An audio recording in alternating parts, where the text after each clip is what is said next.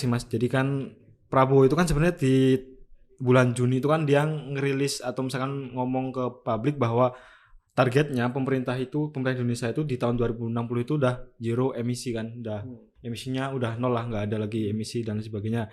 Tapi kan kalau semisal kita lihat di datanya CAT kan, Climate Action Tracker kan, bahwa ternyata penggunaan bahan bakar fosil itu cenderung meningkat daripada tahun sebelumnya.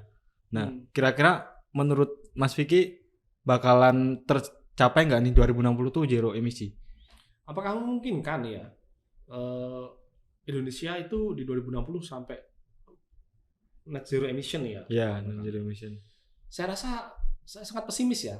Dengan pola bisnis sekarang ini masih sangat pesimis. Semua masih mengandalkan energi kotor ya.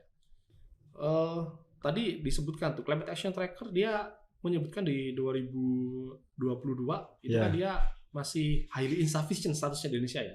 Jadi Climate Action Tracker dia melihat komitmen negara-negara dalam melihat strategi dan aksi ya mitigasi penanganan iklim tuh di negara-negara di dunia. Ada beberapa kategori itu. Apakah dia masuk dalam perjanjian Paris menahan 1,5 derajat Celcius? Apakah dia sufficient cukup ya? Apa dia insufficient itu di atasnya?